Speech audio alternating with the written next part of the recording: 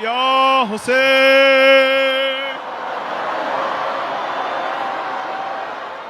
ایران کے مختلف شہروں میں ایک ایسے رہنما کی تدفینی رسومات شروع ہو رہی ہیں جو 3 دہائیوں سے زائد عرصے تک اسلامی جمہوریہ ایران کی سب سے بڑی طاقت کے مالک رہے، آیت اللہ خامنائی. تو را گرفتن ازمون.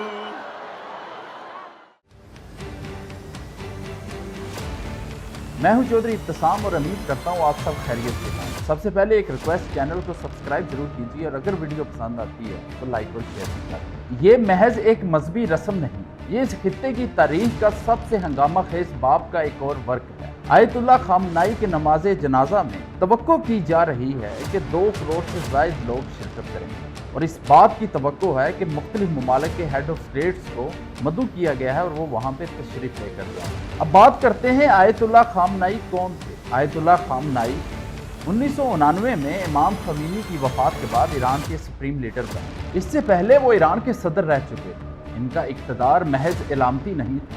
فوج، عدلیہ، خارجہ پالیسی اور ایٹمی پروگرام تک ہر بڑا فیصلہ ان کی منظوری کے بغیر ممکن نہیں تھا. ان کے دور میں ایران نے اپنی علاقائی پالیسی کو محور مزاحمت کے گرد استوار کیا. حزب اللہ، حماس، حوثی اور عراق و شامی ملیشیا کی حمایت جیسے ایران امریکی اور اسرائیل اثر و رسوخ کے خلاف ایک ڈال سمجھتا رہا. ان کے دور میں ایران نے اپنی علاقائی پالیسی کو محور مزاحمت کے گرد استوار کیا. حزب اللہ، حماس، حوثی جسے ایران امریکی اور اسرائیل اثر و رسوخ کے خلاف ایک ڈال سمجھتا رہا.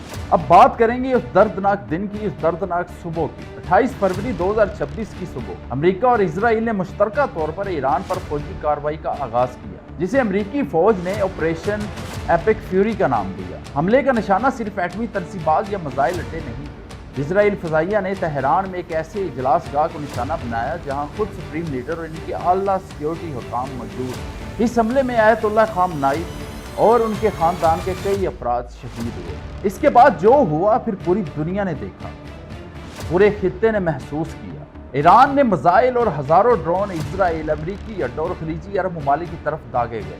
لبنان میں حزب اللہ نے بھی محاذ کھول دیا. ابنائے ہرمز میں کشیدگی سے عالمی تیل کی ترسیل خطرے میں پڑ گئی. سپریم لیڈر آیت اللہ خامنائی کی شہادت کے بعد قیادت کا خلا زیادہ دیر نہیں رہا. مارچ کے اول میں علی خامنائی کے صاحبزادے مجتبیٰ خامنائی کو نیا سپریم لیڈر مقرر کر دیا گیا. یہ فیصلہ ایران کے اندرونی نظام کی مضبوطی اور سخت گیر عناصر کے عزم دونوں کا محضر تھا، مگر یہ ہوتا کسی سکون کی ضمانت نہیں.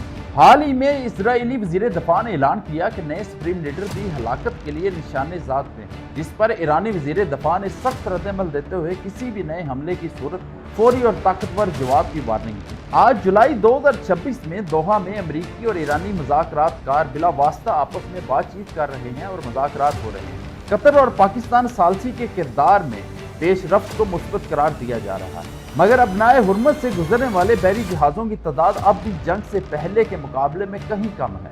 یہ صرف ایران اور اسرائیل کی جنگ نہیں، روس اور چین نے خبردار کیا کہ یہ تنازع عالمگیر عدم استحکام کو ہوا دے سکتا ہے. خلیجی ممالک جو ایران کے حملوں کی زد میں آئے اب مزید تنہا محسوس کر رہے ہیں اور دنیا بھر کی نظریں ابنائے ہرمز پر ہیں جہاں سے دنیا کے تیل کا ایک بڑا حصہ گزرتا ہے.